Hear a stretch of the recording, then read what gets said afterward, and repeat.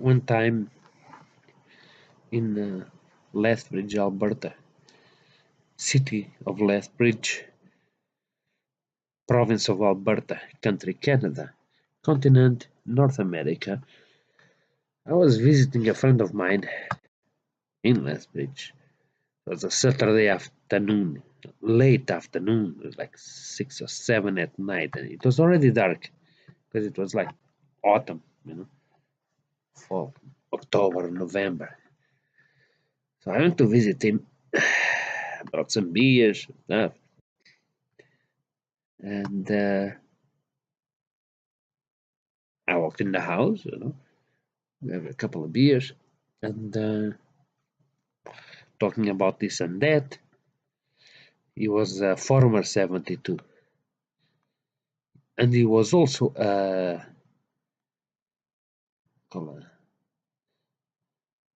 amateur wrestler. His name was Stormbringer, I think. Stormbringer. I think it was Stormbringer, Stormtaker, Storm something. And he told me we watched some of his videos, amateur videos. I don't know how they call it, amateur wrestlers. He called himself, I'm an amateur wrestler, semi-amateur. Sometimes he called himself a semi-amateur wrestler. I don't know what a semi-amateur wrestler is. What, you get just half of the cash? What's a semi-wrestler is? No? You're half as good. You only get half of the money for a fight. Just a name they give at that time. I don't know what they call them right now. He called himself a semi-amateur, an amateur wrestler. And when I asked him what's an amateur wrestler, he's like, we're semi-professionals. What does that mean? You get half of the money? Well, you get none? You get half beaten? Or do you half win? I don't know what you mean. Anyway, I was at his house. And then, because I'm, as you should know, I'm constantly smoking, so I need to smoke. And he was a very healthy guy, Well, wasn't weights and all that shit. And steroids, but well, whatever. And I went to the veranda outside his living room, and he warned me, like, hey, don't leave the door open. Go smoke outside, but don't leave the door open because my cat, the cat, he was the only pussy in his life. And even though he was a very good looking guy and buff and everything, but he had some problems. The ladies didn't like him for more than 2 minutes. Anyway, I said, don't worry, I'll close the door. And I did. I went outside. I made sure that the door was, there was no cats around, no pussies. And I closed the door. So the cat didn't come out. Anyway, so I was smoking.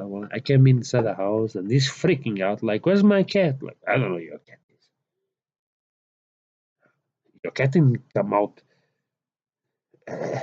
through the veranda door. I made sure the cat would not, so the pussy will not escape you. But okay, he was pissed off. He blamed me. No, I'm sure you left. He never leaves. You're the one who left the door open too long and he escaped. I know I didn't. But just in case, I went back to my car outside and I drove around the neighborhood. And I finally found his cat. Just cowering behind the garbage bin.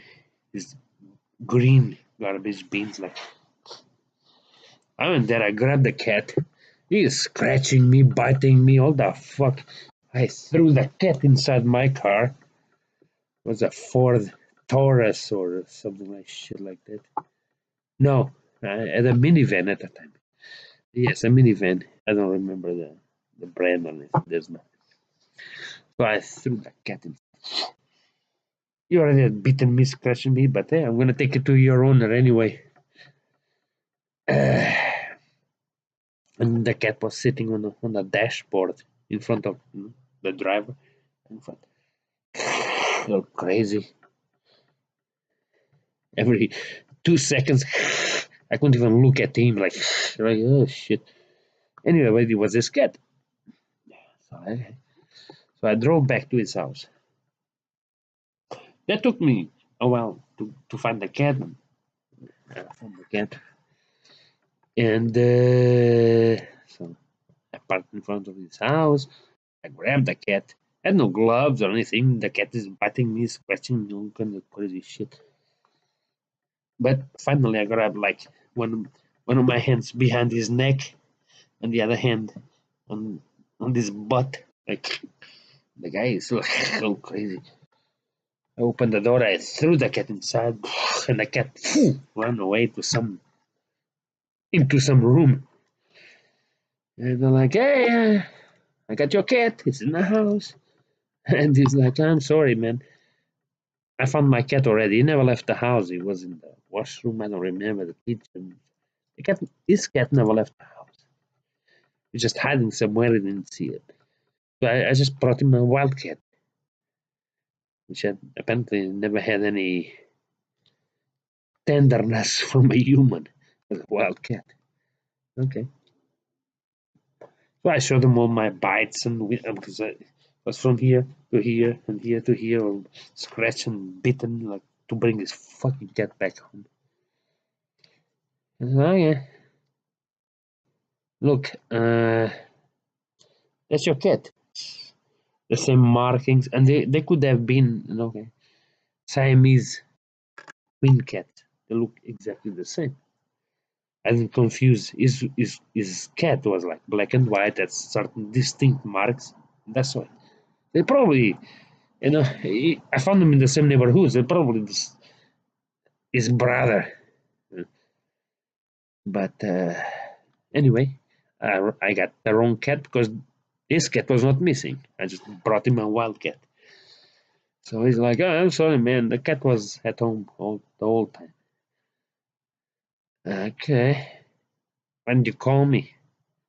No, I was watching a movie on TV. He was literally, when I brought that wild cat into his house, he was literally watching, as a huge TV, watching wrestling because he's the Stormbringer, Stormtaker, or whatever the fuck he called himself. So he was focused on the TV. He found his cat at home, and after that, he ignored me completely. He said, oh, I'm gonna watch some TV. World Wrestling, whatever. At that time was Federation. Now it's Entertainment, whatever. And okay, so didn't call me anything. I mean, there trying to find your cat. I got beaten. I bring your cat. Now you tell me your cat is all. It was always at home the whole time. Yeah. I'm sorry. Huh, okay. So, all right. Okay. The next day, in the morning, I told him, hey, today around 2 in the morning, gonna have two in the afternoon, gonna have a birthday party at the place right beside where you live. You wanna come? I'm like, that's a great idea. Still, no apologies for the cat or nothing. I called him a couple of hours after that and said, look, we're gonna have a birthday party. Are you sure you wanna come? Are you okay with it? Yeah, okay. Still no apologies for the cat. No apologies.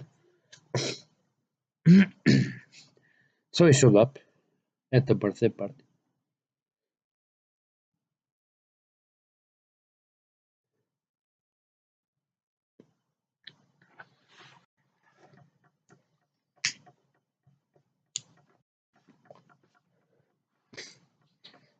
Have a nice weekend. Be safe.